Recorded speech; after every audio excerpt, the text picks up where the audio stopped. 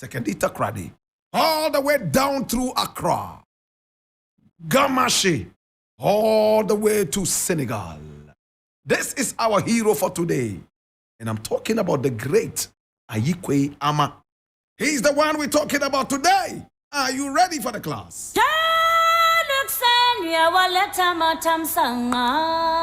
Ayi Kwei Armah. This is Ayi Kwei Armah, Fanti Ghan. In fact, he came through the lineage of his grandfather in the Ghan kingdom, all the way down to Sekendita Krade. My brother, my sister, he was named Ayi Kwei Armah at birth in 1939. Now, he was born on the 28th day of October in 1939. And he was born in the city of Sekendita Krade. His parents were Fanti speaking. His father came from the Ghan nation, my brother, my sister, all the way down to Sekendita Krade. He was named Ayi Kwei Armah. How many of us have read the book? The beautiful ones are not yet born. How about 10,000 seasons? How about the healers? My brother, my sister, this is the story of Ayi Kwei Armah.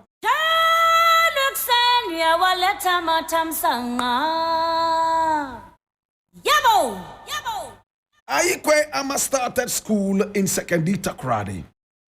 Now, 4 years before the Gold Coast became Ghana, that's in 1953, he attended the Prince of Wales College, today called the Achimota School, and he excelled.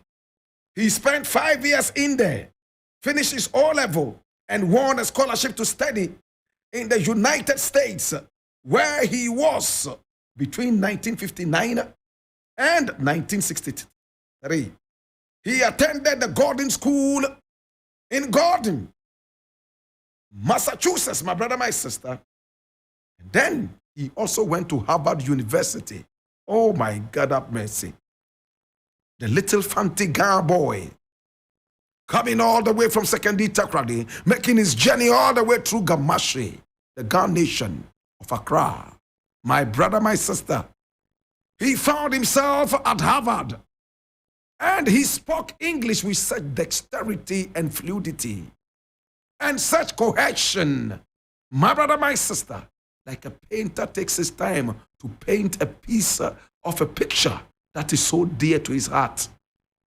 He wove his way through the English language, and when he wrote with such essayist power. This is the man, Ayi Kwei Armah. Hi! After Harvard University, where he received a degree in sociology, he then moved to Algeria because he had also studied French on his journey, and he spoke that language with power. When he got to Algeria, he worked as a translator for the magazine known as Révolution Africaine. That's the African Revolution in 1964. That was the year Lucky Dube was born. I was negative 10 years young. My brother, my sister. He returned to Ghana in the same year of 1964. December thereabout. And when he returned to Ghana, he became a script writer for the Ghana TV, Ghana television. He wrote a number of scripts for both radio and TV. And then later, he went to Navrongo to teach at the Navrongo Secondary School, Lux Borealis. My brother, my sister. He taught the Nabias. Oh yes, the princes. They call themselves the princes Nabia. Oh gosh. Ayi Kwei Armah, my God have mercy. He taught at Navrongo Secondary School, and he loved the northern region so much. He would spend time going into the forest and eating some fruits that he could never find in the south. Fruits like Tama, aka Shedans, he loved. And Gaia, whose English name I am yet to find. My brother, my sister, he loved that. He started to learn some northern languages, but he was not too successful with that before he left in 1967 and went all the way to Paris. Correct pronunciation, Paris.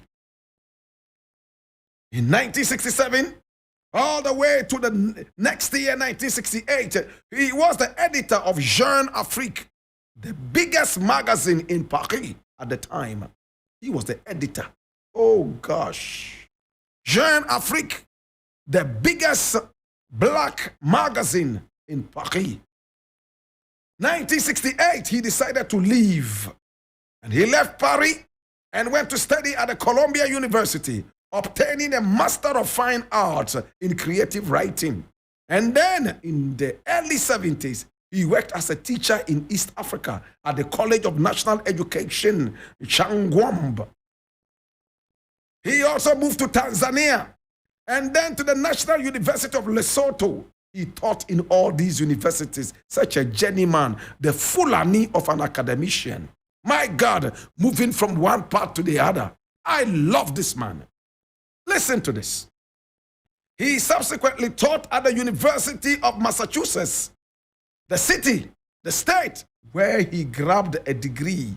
My God have mercy, at the Gordon School in Gordon, Massachusetts. Hear me now. Now, he also went to Cornell University and at the University of Wisconsin in Madison. He grabbed and taught students. Oh my God. After all this, the journeyman academician decided that enough was enough, writing so many books on his journey and so many essays. He found Senegal, a beautiful country to live in. So he decided to locate to Dakar in Senegal, where he has lived since the 80s. Once in a while, he comes to Ghana to speak some Fanti and Ga and ran back to Dakar, where his life is all French and Kiswahili. He's one of the proponents of Kiswahili speaking as the main language of Africa. Hakuna Matata, Ushindi, oh my God have mercy, Umoja. This is Ayi Kwei Armah. My brother, my sister. He lives in a village known as Popengun. He's 70 kilometers away from Dakar, where he established his own publishing house called Per Ankh, the African Publication Collective, through which his own books are now available. He's one of the most brilliant writers Africa has ever had. He's in the ranks of Chinua Achebe and Wole Soyinka. They will remember you. Oh, Papa. We remember you. Yes, we do.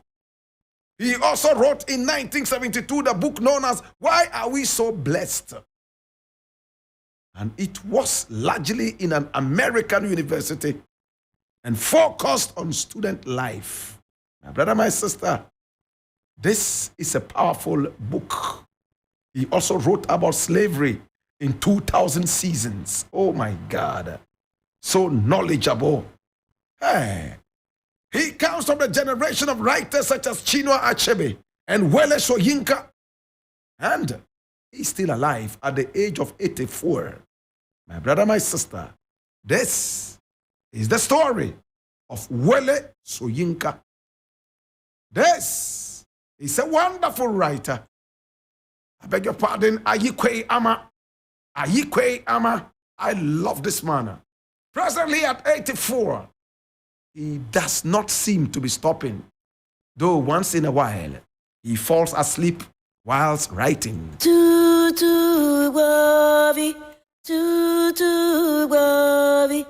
Papa mula home, mama mula home, how na ima vinye, banum banum po. In the bed of knowledge, I ask you, now that you know what we do, be an any lay a mini about fay and Zunda Kagane me Zaka yine, yeah, Papango Bokaya Nunfifia Yanu Kaina war, Banayahu, then Lela Jiman Singer Bekone, Lela Jiman Singer Berry is the story of the wonderful 84-year-old Ayi Kwei Armah, one of the stalwart writers Africa has ever had. The emperor, the conqueror.